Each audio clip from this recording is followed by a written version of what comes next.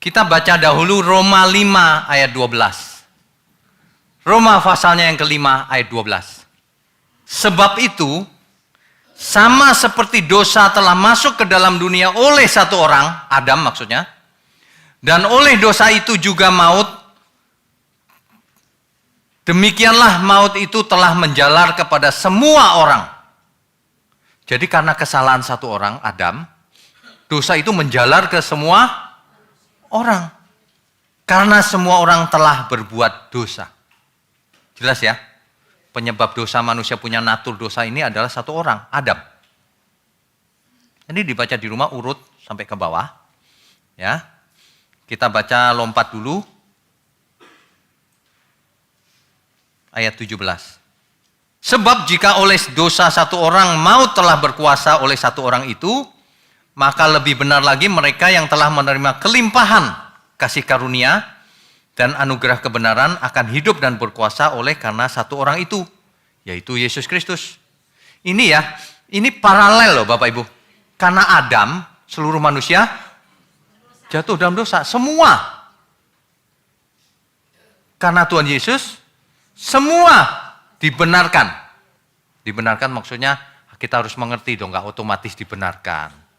Diberi kesempatan, dianugerahi kesempatan. Dianugerahi apa? Pengampunan dosa. Yang menerimanya diberi Roh Kudus, diberi firman. Allah turut bekerja dalam segala hal mendatangkan kebaikan. Disucikan hidupnya. Itu maksudnya. Ya, jelas ya? Ayat 18-nya. Sebab itu sama seperti oleh satu pelanggaran, semua orang beroleh penghukuman. Demikian pula oleh satu perbuatan kebenaran, semua orang beroleh pembenaran untuk hidup.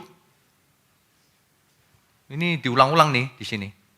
Karena Adam maka semua buat berdosa. Karena Yesus semua bisa dibenarkan. Meskipun kalimatnya semua orang dibenarkan, artinya bukan dibenarkan langsung otomatis. Kita harus mengerti, lihat konteksnya. Artinya karena Tuhan Yesus maka semua diberi kesempatan. Bisa dibenarkan. Ada orang yang menolak, ada orang yang menerima. Buktinya begitu.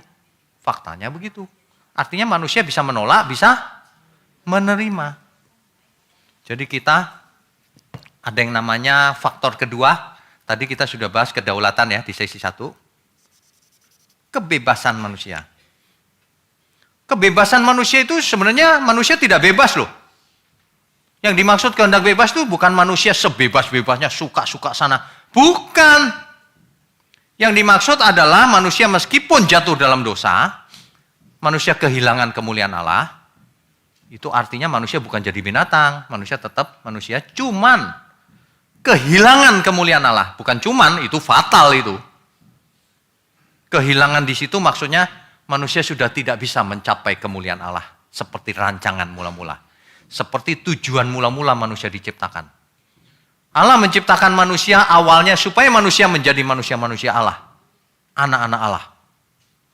Tapi manusia jatuh dalam dosa udah nggak bisa jadi. Kecuali Adam kedua. Ada yang pertama menjerumuskan, ada yang kedua menyelamatkan. Ada yang terakhir. Kita semua diberi kesempatan untuk itu. Itulah bukti bahwa ada kehendak bebas dalam diri manusia.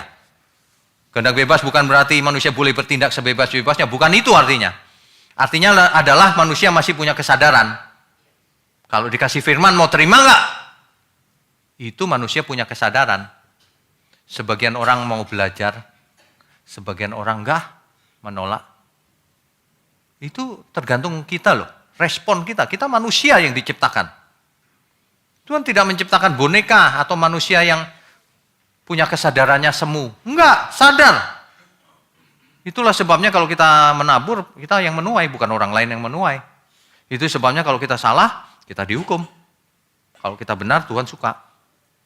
Itu sebabnya setiap kita harus menghadap tahta pengadilan Kristus untuk mempertanggungjawabkan apa yang diperbuatnya selama hidup di dunia, baik atau jahat. Kalimat-kalimat yang sangat jelas atau clear, tidak boleh diragukan.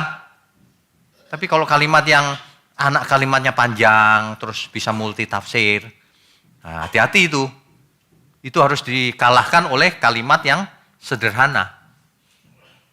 Kalimatnya sudah sederhana, nggak bisa salah. Kalimat ini bercabang-cabang, oh kalau gitu ini yang benar. Ini bisa benar, memang benar. Manusianya aja yang salah interpretasi. Itu loh maksudnya. Ya, contohnya tadi itu. Iman diberikan oleh Allah, salah. Yang diberikan itu karunia-Nya, bukan imannya. Di sesi 1 kita sudah bahas kan? Itu banyak orang salah tapi nggak mau berubah. Malah kalau dikasih tahu ngajak berantem. Kalau saya diajak debat atau berantem, ogah.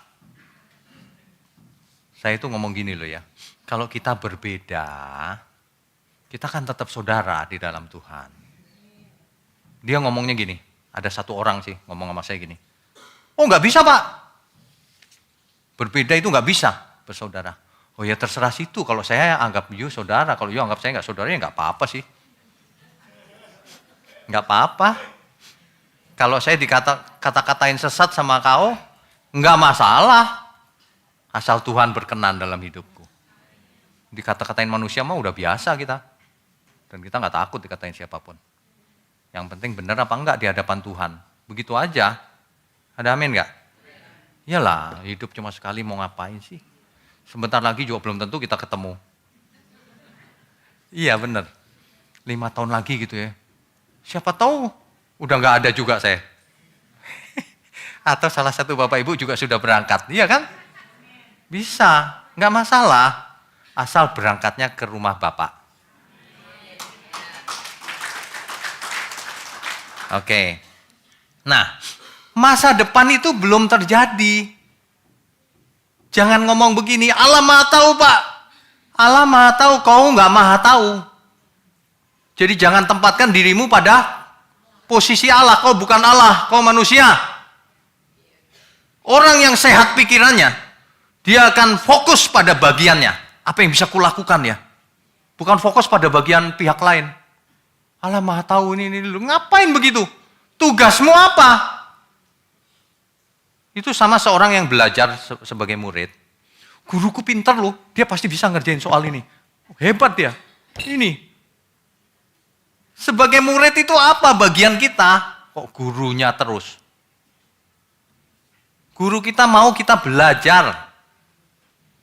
Guru kita mau kita berubah seturut kehendaknya. Kedaulatan Tuhan itu jangan dirubah-rubah. Tuhan itu berdaulat, mau ngapain aja bisa. Tuhan berikan kita kebebasan untuk memilih.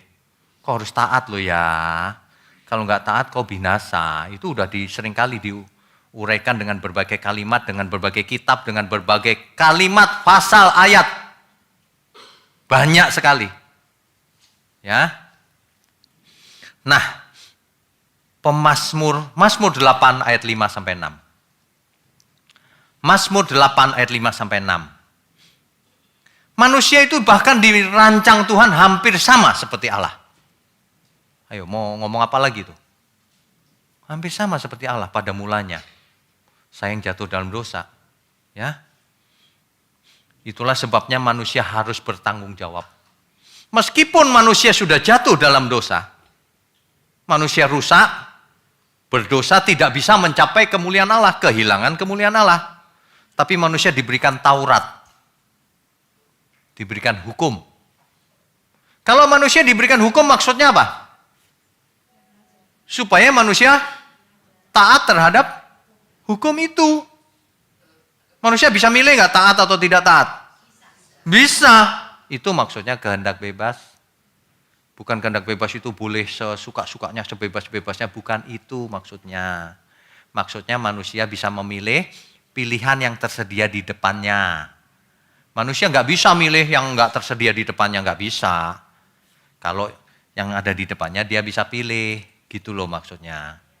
Ya, jadi ada dua hal dalam diri manusia. Satu yang bisa dikendalikan, yang bisa diresponi. Satu yang tidak bisa diresponi. Bumi ini bulat, aku nggak suka Tuhan bulat. Ya nggak bisa selamanya tetap bulat. Kita nggak bisa. Aku nggak suka Tuhan manusia kok gini rancangannya, nggak bisa. Tuhan, aku maunya lahir di Amerika, Tuhan. Jadi anaknya Bill Gates. Biar kaya raya. Nggak bisa. Banyak hal kita nggak bisa milih loh. Tapi apa yang di depan kita bisa pilih. Hati-hati dengan pilihan kita. Alkitab mengatakan, perhatikanlah bagaimana engkau berkebiasaan hidup. Jangan seperti orang bebal, tapi seperti orang arif bijaksana. Sebab hari-hari hidup kita ini menentukan 10 tahun ke depan, menentukan masa depan. Jadi 10 tahun dari sekarang, nanti di rumah foto dulu. 10 tahun dari sekarang keadaan kita bagaimana? Kalau cuma fisik yang berubah nggak ada masalah. Kok saya jadi tua Pak? Ya normal, masa jadi muda. Maunya begitu. Kalau wajah fisik kita nggak masalah. Wajah batiniah kita. 10 tahun lagi aku makin dekat Tuhan atau makin jauh ya. Aku makin sombong atau makin rendah hati ya. Aku makin mengerti firman atau enggak ya. Lah itu dibangun dari sekarang. Itu kehendak bebas. Kalau hari ini kita malas belajar firman, ya nanti nggak ngerti 10 tahun lagi. Tetap nggak ngerti. Tapi kalau udah belajar, kebenaran makin lama makin utuh. Makin lama makin utuh. Makin lama makin dewasa rohaninya. Itu tergantung dari respon manusianya. Udah nggak usah banyak berteori deh. Ayat ini, ayat itu sudah ditentukan. Memang sudah ditentukan semua, tapi ada hal-hal yang Tuhan tidak tentukan. Keputusan kita Tuhan tidak tentukan. Ayo, jangan makan buah itu. Ayo, barang siapa tidak menempel pada pokok anggur yang benar, dia binasa. Barang siapa yang menempel juga, tapi tidak berbuah, dipotong, dibuang ke api. Begitu kok Allah menentukan. Kalau kita semua sudah jadi percaya Tuhan Yesus, jangan sampai menempel tapi nggak berbuah. Jadi kalau ada orang mengatakan, saya nggak dikasih karunia bahasa roh Pak, nggak masalah. Yang dikasih karunia bukan berarti lu hebat, itu karunia. Semua karunia-karunia roh harus digunakan untuk kemuliaan Tuhan. Ada orang yang nggak dikasih karunia tertentu, nggak masalah. Asal hidupnya berkenan melakukan Tuhan, kehendak Tuhan. Tapi makin banyak orang bisa dipercaya, karunianya makin banyak. Kalau orang tidak bisa dipercaya, karunia yang ada pun diambil oleh Tuhan. Nggak usah deh, kau nggak bisa dipercaya. Dan itu membuktikan kehendak bebas. Tuhan tidak pilih kasih. Jangan bilang gini, tapi kita nggak mengerti Pak kebijaksanaan Tuhan. Kok nggak mengerti? Apa yang dinyatakan dalam Alkitab kita harus mengerti. Yang tidak dinyatakan kita tidak mengerti. Tuhan mengkomunikasikan bahwa dirinya kasih, tidak menginginkan seorang pun binasa. Kok dirubah-rubah, dia membiarkan ada yang binasa. Nggak pernah ada itu di Alkitab. Ya, oke. Makanya yang benar adalah apa yang ditabur orang itu yang akan dituainya. Galatia 6 ayat 7 itu dicatat.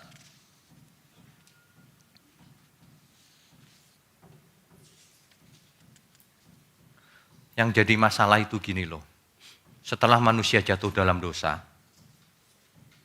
ia telah kehilangan kemuliaan Allah. Betul. Tapi itu artinya manusia tidak bisa mencapai kemuliaan Allah sesuai standarnya Tuhan. Tapi manusia tetap manusia yang kualitasnya jadi rendah. Tapi kesadarannya masih ada. Buktinya apa? Buktinya Allah berkenan dengan persembahan Habel. Ya kan? Masa Habel mempersembahkan itu dikasih tahu Tuhan? Persembahkan itu. Kain gak dikasih tahu Tuhan. Lalu Kain ditolak sama Tuhan. Kan jadi aneh semua ini. Buktinya di Alkitab Henok bergaul dengan Allah. Buktinya Nuh mendapat kasih karunia. Kenapa Nuh mendapat kasih karunia? Karena ia orang benar, Alkitab mencatat. Seandainya Nuh bukan orang benar, pasti nggak dipilih sama Tuhan. Tuhan kalau memilih seseorang, ada pertimbangannya. Seseorang ya. Tapi kalau Tuhan memilih komunitas, Tuhan memilih Israel sebagai bangsa pilihan Allah, umat Allah. Bukan berarti umat Israel selamat, bukan itu maksudnya. Umat Israel dipakai untuk melahirkan Mesias. Lah individunya masing-masing bertanggung jawab pada Tuhan. Buktinya apa? Hosea 4 ayat 6. Umatku binasa karena tidak mengenal Allah. Siapa yang binasa? Siapa yang pilih umat Tuhan? Tuhan sendiri. Emangnya orang lain yang pilih? Yang pilih Israel sebagai umat pilihan siapa? Tuhan. Tapi bisa binasa nggak? Bisa menurut ayat ini. Mengapa binasa? Karena engkaulah yang menolak pengenalan itu. Karena Israel tidak mau belajar, tidak mau berubah, tidak mau taat. Maka tidak mengenal Allah. Ya, karena Israel menolak, maka aku menolak engkau menjadi imamku, kata Tuhan. Karena Israel menolak, maka Tuhan juga menolak. Jadi yang duluan menolak siapa? Israel. Baru Tuhan menolak. Bukan Tuhan menentukan Israel supaya kutolak. Kalau baca kalimat itu yang benar. Ada teman saya yang bilang begini. Saya udah kasih ayat ini. Dia ngomong gini. Itu umatku di situ itu bukan umatku, Pak. Loh, saya jadi bingung. Oh, kalimatnya umatku kok katanya bukan umatku itu. Sebab kalau umatku pastilah mengenal Allah. Lah kalau nggak mengenal Allah berarti bukan umatku Pak itu. Loh, kalimat dirubah-rubah. Capek deh. Ini yang namanya cyclic error. Saya mau jelaskan cyclic error. Bapak Ibu suatu hari akan ketemu dengan cyclic error.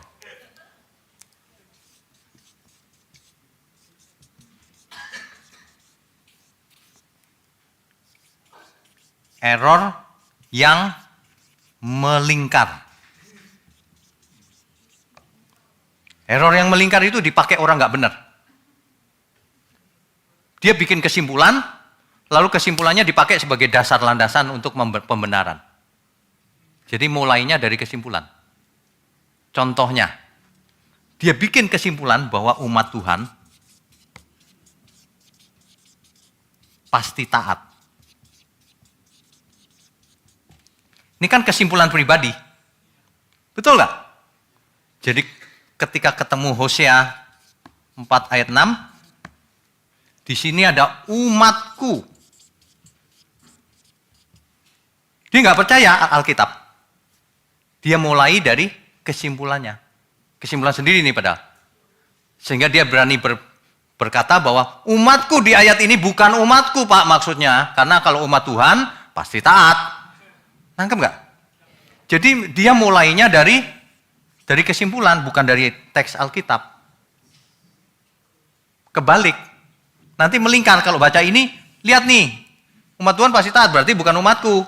Muter-muter terus. Padahal baca Alkitab yang benar adalah teksnya ngomong apa, ya itu. Jangan dirubah-rubah.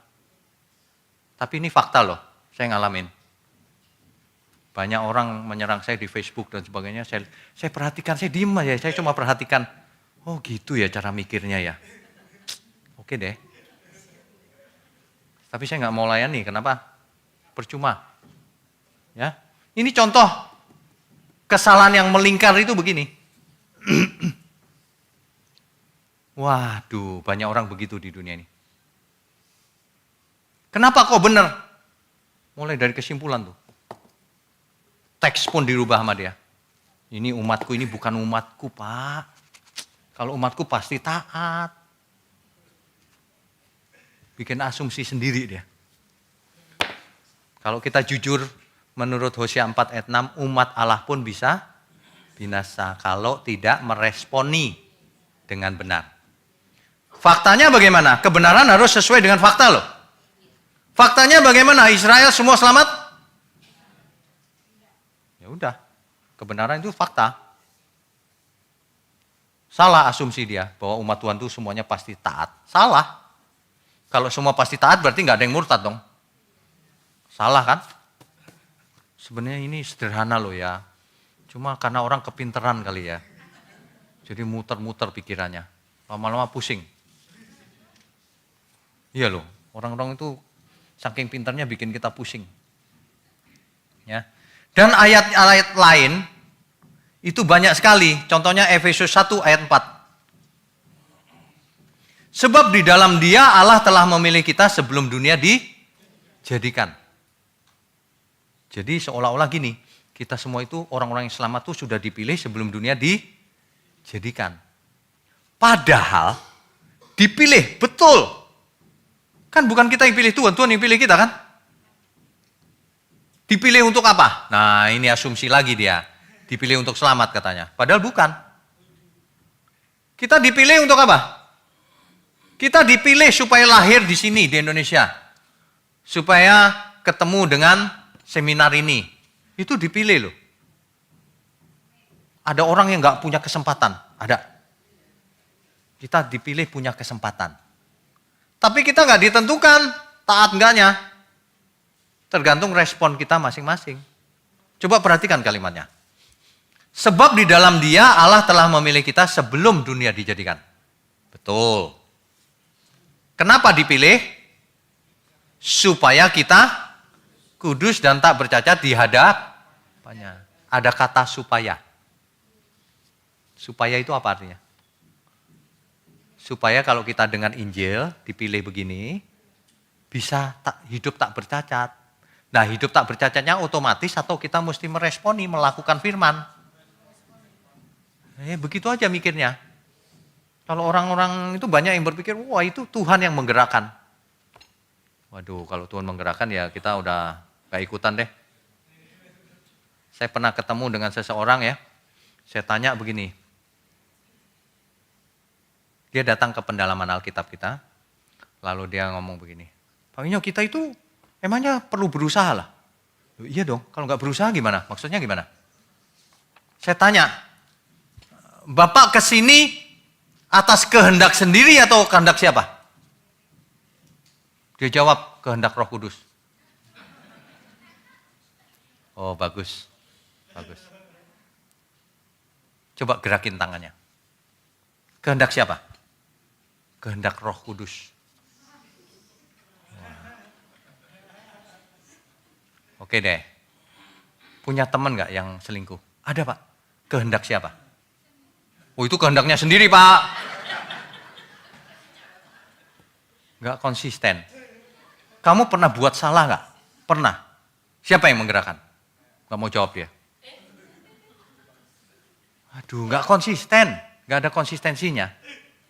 Sebenarnya kita bukan mau cari salah atau mau cari apa. Enggak. Mari kita sama-sama cari benar. Kebenaran. Iya kan? Kalau saya salah, oh itu saya salah, saya benerin. Nah gitu mestinya. Bukan saya salah, awas lu pulang kemana lu ntar. Aduh, untuk apa sih semuanya ini? Supaya kita hidup kudus. Supaya itu harus diusahakan maksudnya. Kalau enggak kalimatnya enggak gitu. Sebab di dalam Dia Allah telah memilih kita sebelum dunia dijadikan dan kau ditentukan pasti kudus. Maksudnya begitu dong. Enggak, supaya mau lihat bahasa apapun apalagi bahasa aslinya jelas banget itu. Supaya Tuhan Yesus mati di kayu salib supaya kita tidak hanya diampuni dosanya, supaya kita tidak hidup menurut daging tapi hiduplah menurut roh. Supaya. Jelas ya maksudnya ya. Setiap kita hidupnya dipengaruhi oleh teologi yang kita adopsi. Setiap kita hidupnya dipengaruhi atau digerakkan oleh pengertiannya. Hati-hati. Coba dievaluasi pengertian kita masing-masing. Apakah pengertian kita membawa kita makin berusaha dekat Tuhan? Atau malah aku sudah selamat. Udah selamat Pak, gak usah seminar deh, udah selamat. Apakah begitu? Atau bagaimana? Banyak ajaran yang aneh-aneh sih memang. Aku punya utang nih, kuserahkan kepada Tuhan saja. biar dibayar Tuhan. Enak aja lu. Kayak begitu-begitu ya. Nah, di Efesus ini seolah-olah jemaat Efesus sudah ditentukan selamat sebelum dunia dijadikan, seolah-olah. Padahal ada kata supaya di situ.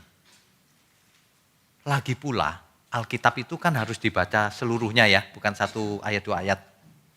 Di kitab Wahyu 2 ayat 5, itu suratnya Yohanes kepada jemaat yang sama di Efesus.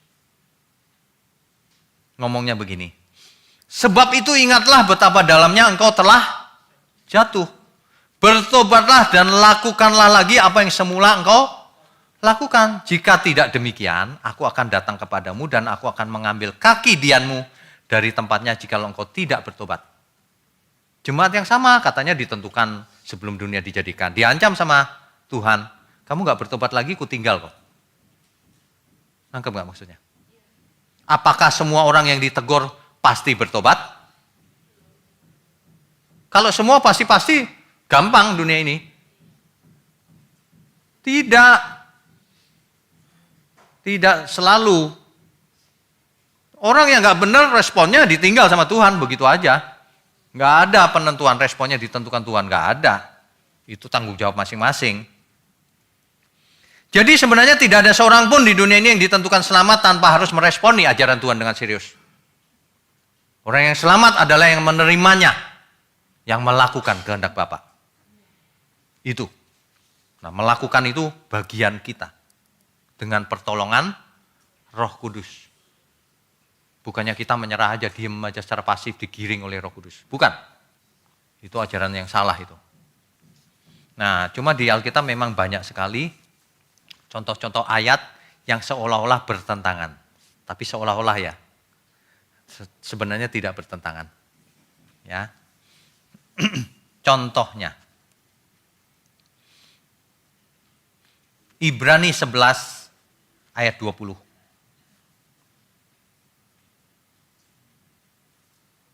Kalau Tuhan memilih Ishak,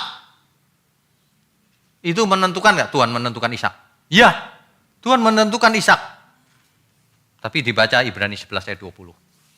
Karena iman, maka Ishak sambil memandang jauh ke depan memberikan berkatnya kepada Yakub dan Esau. Karena apa?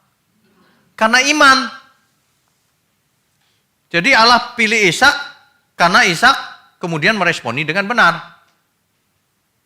Jadi bukan Allah pilih sembarangan, bukan. Oh, iman juga diberikan sama Tuhan, Pak. Nah, itu salah yang tadi ayatnya. Iman gak diberikan Tuhan. Kesempatan untuk beriman diberikan Tuhan. Iman harus datang dari pendengaran akan firman Kristus dan diputuskan, iya Tuhan aku mau. Bukan dipaksa. Kan begitu kan? Oke, nah itu contohnya. Demikian juga dengan Yakub dan Esau. Kan firman seolah-olah mengatakan bahwa Allah membenci Esau. Gitu kan? Firman itu kan ditulis setelah kejadian, Pak. Nangkap nggak maksudnya? Bukan dari awal ditentukan Allah benci Esau sebelum lahir. Enggak. Firman itu ditulis ketika udah terjadi lama, kejadian itu ditulis lagi, Allah membenci Esau. Gitu. Tapi ada ayat lain yang Allah memilih Esau. Nah itu benar, sebelum kejadian sudah dinubuatkan. Tapi ingat, kenapa Allah memilih? Balik lagi, ada hubungan dengan responnya. Ternyata Esau memang seleranya rendah, tidak menghargai anugerah. Tidak menghargai anugerah. Intinya sih sederhana, manusia yang tidak meresponi anugerah, pasti ditolak Tuhan. Gitu aja. Sederhana kan? Sederhana. Kasus Fir'aun dikeraskan hatinya. Kenapa Fir'aun dikeraskan hatinya? Itu jangan pernah berpikir begini loh. Itu Allah menentukan Fir'aun binasa. Bukan. Bukan. Salah itu. Allah itu tidak begini. Fir'aun tadinya baik-baik. Taat sama Tuhan. Lalu dikeraskan biar jadi orang jahat. Bukan. Fir'aun itu memang sudah jahat, sudah keras hatinya. Dihukum sama Tuhan. Dikeraskan sekalian. Amin. Sama Ananias Safira, dimatiin sama Tuhan. Oh, ditentukan Tuhan binasa, Pak. Iya, baca dulu kenapa dia menipu Tuhan. Sebab akibat semuanya. Tapi Tuhan Maha tahu, Pak. Balik lagi lo. Tapi lu bukan Tuhan. Jangan membuat paradoks. Kalau Tuhan Maha tahu, maka Tuhan menentukan. Maha tahu dan menentukan itu beda. Diperiksa kehendak Tuhan apa sebenarnya. Ya. Oke. Bahkan yang lebih sulit adalah Yudas ditentukan, Pak. Jadi pengkhianat. Waduh, ini repot nih. Yudas ditentukan jadi pengkhianat. Itu mereka ngomongnya begitu loh. Yudas ditentukan jadi pengkhianat. Kalau Yudas ditentukan jadi pengkhianat, lalu Yudas dihukum. Yudas dihakimi. Yudas, kenapa kau mengkhianati aku? Yudas jawabnya, loh kan Tuhan yang menentukan. Shh, diam. Jangan ngomong. Kan aku berdaulat. Diam. Gak boleh ngomong. Aduh, Tuhan kita itu gak begitu. Jangan gitulah. Ayo berpikir yang benar. Kalau Yudas dihakimi karena dia salah. Kenapa salah? Karena dengan sadar berkhianat terhadap Tuhan. Iya dong, masa ditentukan dari surga skenarionya nanti yang jadi pengkhianat Yudas. Waduh, kalau kayak begitu jadi susah dong hidup. Kalau kayak begitu, kita semua bertanya, aku dipilih gak ya Tuhan? Kan gak tahu. Kau akan dipilih kalau taat, kalau enggak dibuang. Sekarang begini aja ya Bapak Ibu ya. Kan ayat-ayat itu berseberangan seolah-olah ya. Ada yang rumit kan? Tapi sebenarnya kalau ada ayat yang sederhana, yang rumit-rumit ini harus dikalahkan oleh ayat yang sederhana. Oh ini udah jelas nih, oh ini kok rumit ya? Pasti artinya ini. Prinsipnya sederhana, ya. Tapi ada cara yang lebih sederhana lagi. Belajarlah sama Tuhan Yesus. Jangan sama para teolog. Tuhan Yesus mengatakan apa? Tuhan Yesus itu jelas, apakah manusia harus meresponi atau tidak. Belajar sama Tuhan Yesus, nggak usah pakai kitab ini, kitab itu. Tuhan menjelaskan begini, hal kerajaan surga seperti seorang tuan yang bepergian jauh. Dipanggilnya hamba-hambanya. Lalu yang seorang diberi 5 talenta. 5 talenta itu uang ya, modal zaman itu. Itu satuan mata uang Pak. 5 talenta. Ada yang 3, ada yang 1. Itu menggambarkan bahwa kita semua diberi talenta. Ada yang diberi sedikit, ada yang diberi banyak. Apa itu talenta? Bukan bakat. Itu adalah semua hal yang ada pada diri kita. Baik tubuh kita, jiwa, roh kita, baik kekayaan kita, baik waktu kita, kepandaian kalau ada, dan seterusnya. Semua yang ada pada kita harus digunakan untuk mengasihi Tuhan. Lalu Tuhan itu pergi jauh. Itu menggambarkan Tuhan Yesus ke surga. Suatu hari Tuhan itu pulang dari bepergian jauh. Itu menggambarkan Tuhan Yesus yang datang lagi ke bumi. Lalu dipanggilnya hamba-hambanya, ditanyain satu-satu. Itu artinya kita semua harus mempertanggungjawabkan di hadapan Tuhan. Itu harus ditanya hamba yang punya 5 talenta, yang diberi 5 talenta. Kau apakan itu? Modalku itu? Ku bisnisin Tuhan. Hasilnya 5 talenta. Dikasih modal 5, hasilnya 5. Kau hamba yang baik, kata Tuhan Yesus. Masuklah. Masuk surga itu. Hamba yang baik. Sempurna. Dikasih 5, menghasilkan 5. Yang 3 ditanya, kau apakan itu? Kuusahakan Tuhan. Untungnya 3 juga. Bagus. Itu yang sempurna itu maksudnya. Punya 3 menghasilkan 3. Yang 3 enggak dituntut menghasilkan 5, enggak. Bagus, hambaku yang baik. Yang punya 1. 1 itu kan lebih enteng dong dari yang 5. Ini udah punya 1 sedikit. Kau apakan tuh? Ku simpan Tuhan di bawah bantal. Gak diusahakan talentanya. Tuhan bilang, kamu hamba yang jahat. Dibuang ke api kekal. Gak bisa dipercaya, dikasih modal, gak diapa-apain. Ya, dibuang. Itu sebabnya firman Tuhan berkata, yang punya banyak ditambah-tambahkan. Yang bisa dipercaya, ditambah-tambahin. Yang gak bisa dipercaya, apa yang ada padanya, diambil sekalian. Gak usah deh satu. Gak bisa dipercaya, mendingan yang satu ku kasih ke yang 5. Biar dia jadi 6. Amin. Ini kita beri kemuliaan untuk Tuhan. Ini firman ini begitu jelasnya loh. Kok bisa diabaikan ya? Ayat yang rumit-rumit itu pasti kalah dengan ini. Kata Tuhan Yesus ini. Hermeneutik yang ruwet-ruwet itu, ilmu tafsir itu, mestinya mulai dari perkataan Tuhan Yesus yang benar. Kalau perkataan Tuhan Yesus sudah jelas, yang lain yang rumit-rumit nggak perlu ada.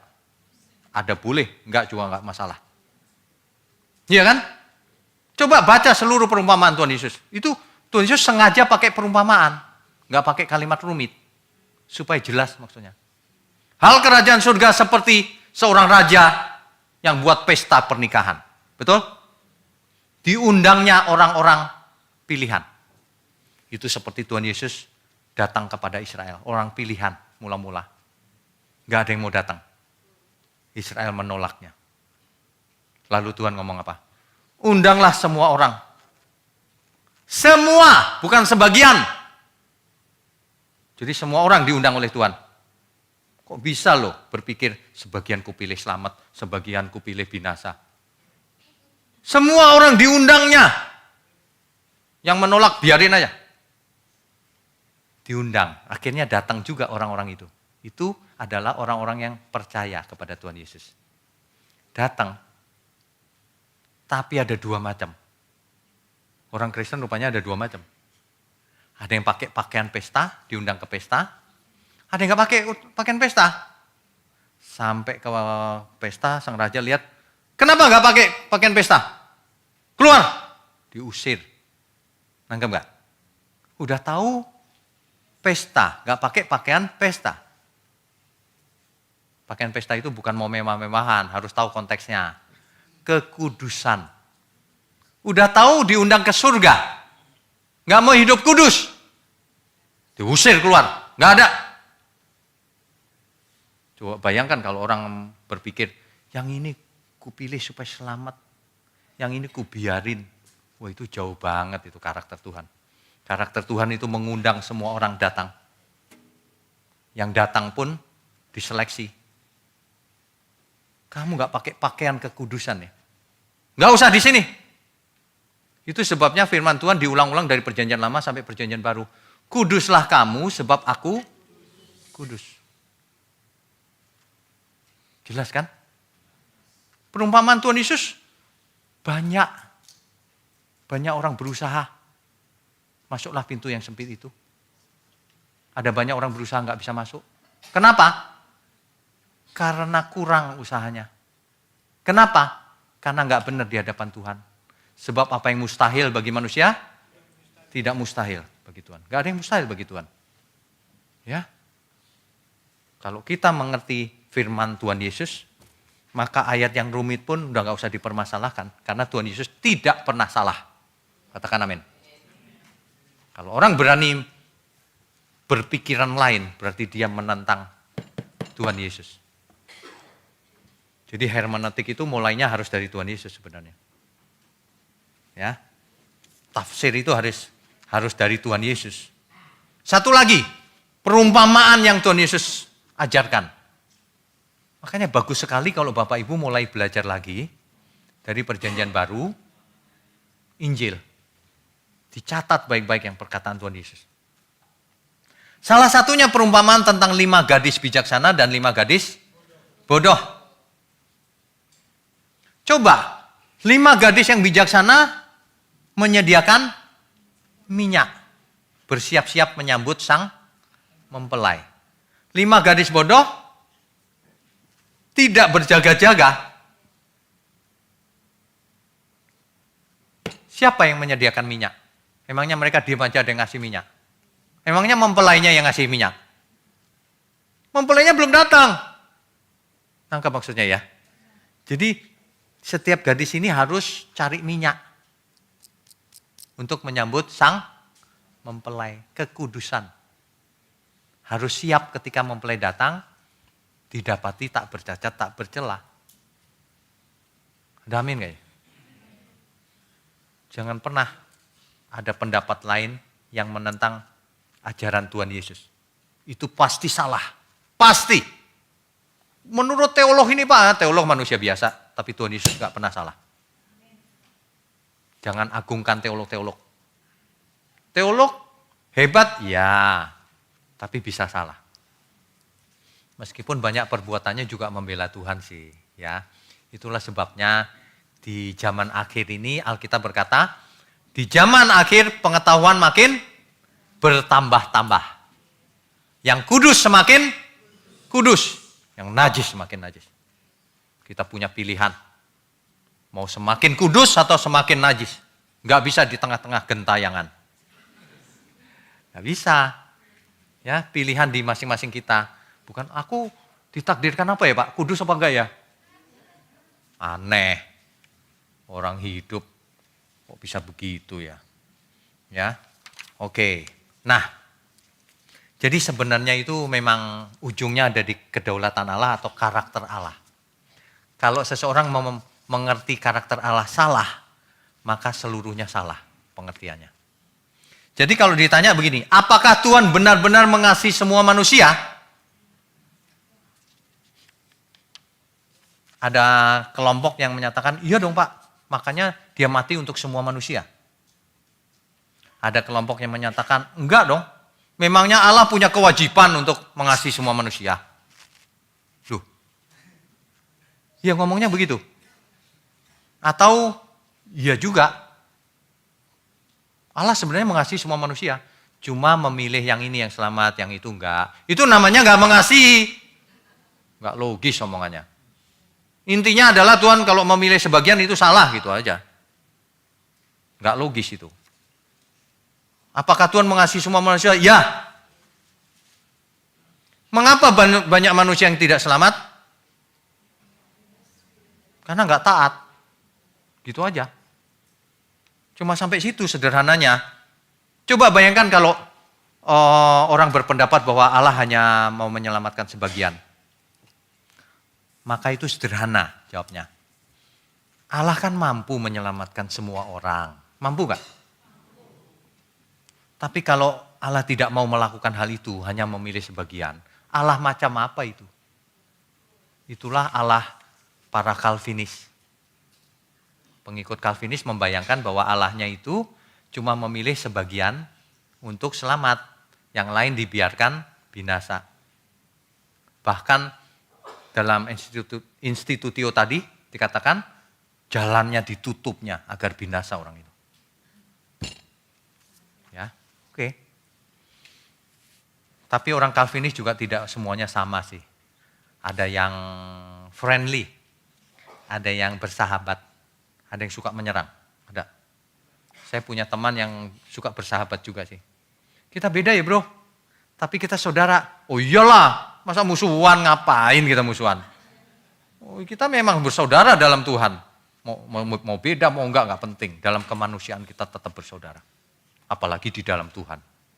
Ada amin enggak?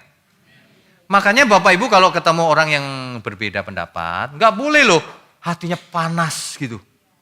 Ingat Kain. Kain hatimu panas, dosa sudah mengintip di depan pintu. Masa kita mau mengulangi kesalahan yang sama, hatinya panas. Kalau ada orang yang berbeda, tetap adem. Tetap adem lah, wong dia saudaraku. Benar ya? Ini biarin aja gak apa-apa.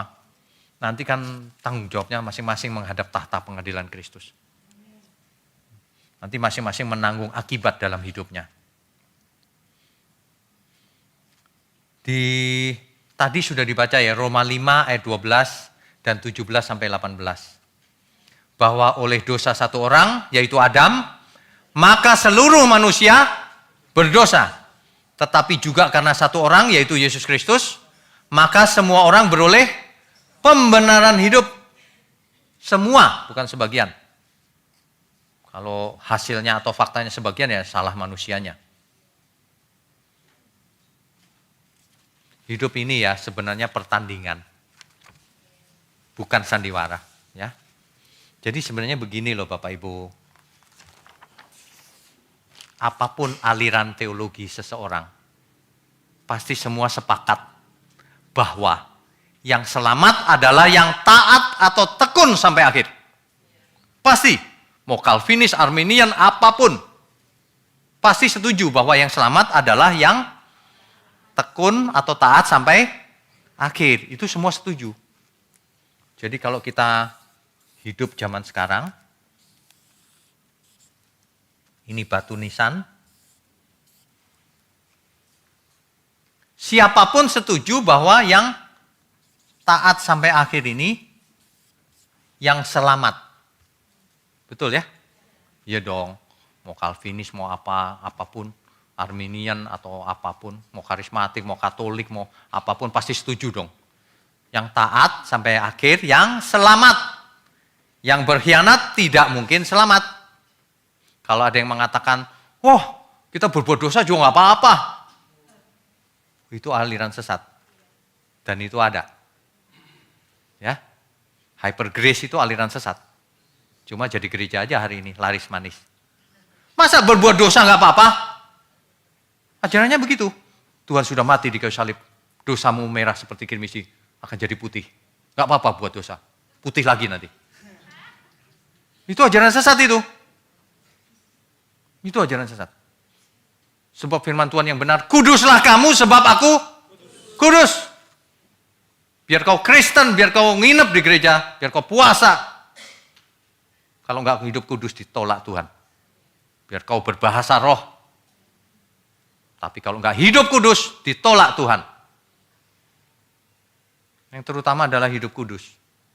Percuma orang ngomong iman dan sebagainya kalau tidak hidup kudus. Sebab iman seseorang harus kelihatan di faktanya. Harus kelihatan. Kalau enggak bukan iman itu. Itu iman fantasi. Di kitab Yakobus, iman tanpa perbuatan seperti tubuh tanpa roh. Mati bukan iman artinya. Jadi iman harus ada perbuatannya. Harus ada faktanya maksudnya. Baik aku makan, minum atau apapun lakukan untuk Tuhan. Semuanya, makan, minum, bicara, apapun lakukan untuk Tuhan. Itu iman. Itu iman yang benar. Bukan ngomong tok atau merasa selamat di pikiran, itu bukan iman. Itu merenung. Itu ngelamun namanya. Oke, jadi setuju ya yang selamat adalah yang setia sampai akhir. Yang selamat, yang tekun atau setia sampai akhir. Kalau ini semua orang setuju dan itu benar. Aliran apapun setuju, gereja apapun pasti setuju. Yang jadi masalah adalah hidup kita ini sampai kita mati ini, tekunnya ini karena apa? Taatnya ini karena apa? Kan begitu. Nah, kalau Calvinis yang sejati, taatnya itu kan sudah ditentukan oleh Tuhan. Sudah digerakkan oleh Tuhan. Sudah dikondisikan demikian rupa oleh Tuhan. Sebagian orang nggak dikondisikan. Itu kalau Calvinis. Kalau non-Calvinis, hidup ini perjuangan. Supaya taat sampai akhir itu berjuang. Dengan ratap tangis, dengan doa, air mata. Tuhan kenapa ya aku kok kadang-kadang masih bisa salah ya Tuhan. Itu perjuangan, bukan ditentukan dari surga. Jadi tangisannya pun tangisan yang tulus. Itu perjuangan. Jadi ini, yang di tengah ini, yang mana? Perjuangan atau sudah ditentukan dari surga. Nanti orang akan ngomong begini, itu ditentukan Pak sebagai perjuangan. Perjuangan pun Tuhan yang memperjuangkannya. Ya muter-muter lagi ya. Kalau kita sederhanakan saja. Kita hidup sekarang sebelum kita mati, kita harus serius. Harus tulus. Ya, Tuhan perkenankan aku selalu ada di sampingmu. Sejak ku hidup di bumi sampai di keabadian, ku iring Tuhan. Itulah yang benar. Kita harus mengasihi Tuhan dengan segenap yang ada pada kita. Dengan segenap talenta yang ada pada kita. Kita harus mengasihi Tuhan dengan seluruh yang ada pada kita. Ada amin ya? Hidup ini bukan sandiwara. Hidup ini perjuangan untuk hidup kudus. Tak bercacat, tak bercelah. Tidak ada cerita lain dari itu. Bahkan kalau kita belajar, itu firman itu banyak sekali. Tidak satu pun firman ngomong begini. Ya udah terserah situ, semua sudah kutentukan. Jangan khawatir, nanti ku gerakan tanganmu. Jangan khawatir, semua sudah kuatur. Gak ada itu Tuhan ngomong begitu. Takut akan Tuhan adalah permulaan hikmat. Harus belajar. Takut juga tidak otomatis. Taat juga tidak otomatis. Ada orang yang pakai ayat ini. Ayub 42 ayat 2. Ayub 42 ayat 2. Aku tahu bahwa engkau sanggup melakukan segala sesuatu dan tidak ada rencanamu yang gagal. Jadi kalau rencana Tuhan tidak mungkin gagal. Artinya apa? Kalau manusia itu gagal, itu sudah direncanakan. Kan Tuhan nggak mungkin gagal. Yang merencanakan Tuhan gitu. Waduh, lupa. Padahal Adam gagal karena salahnya Adam sendiri. Makanya kalau baca ayat Alkitab itu nggak boleh begitu, kaku begitu. Mesti lihat konteks besarnya. Mesti lihat, ingat kebenaran itu sesuai dengan fakta hidup. Jangan berteori, berfilosofi yang enggak pakai kalimat yang ruwet-ruwet. Kalimatnya Tuhan Yesus jelas. Ada satu yang terakhir ini. Ada satu Tuhan Yesus pada kesempatan itu Tuhan ngomong begini. Kalau hidup keagamaanmu tidak lebih besar daripada hidup keagamaan orang-orang Farisi dan ahli Taurat, kau enggak masuk surga. Itu sebenarnya artinya enggak jelas hidup keagamaan. Itu yang dikayosune itu artinya. Kalau kamu karaktermu enggak lebih benar dari orang Farisi dan orang ahli Taurat, kamu enggak masuk surga. Nah, karakter kita siapa yang membentuk? Kita harus latihan. Kita diberi Roh Kudus ini bukan supaya dikontrol, remote control oleh Roh Kudus, bukan. Roh Kudus itu pendamping, parakletos. Bukan pengambil alih kesadaran kita, bukan mengambil alih kemudi hidup kita, bukan. Pendamping yang memimpin kita kepada seluruh kebenaran. Roh Kudus akan terus mengingatkan kita akan kebenaran. Supaya kita mau dibentuk menjadi bejana sesuai kehendak Tuhan. Kita beri kemuliaan untuk Tuhan. Amin ya Bapak Ibu ya. Ingat, kita semua akan bertanggung jawab. Tuhan tidak menginginkan seorang pun binasa. Tuhan sudah berikan semua fasilitasnya, fasilitas keselamatan untuk kita. Sudah ditebus dosanya, sudah diberi Roh Kudus, sudah diberi firman, tinggal kita harus praktek bersama Roh Kudus. Hidup kudus tak bercacat, tak bercelah. Amin. Beri kemuliaan untuk Tuhan.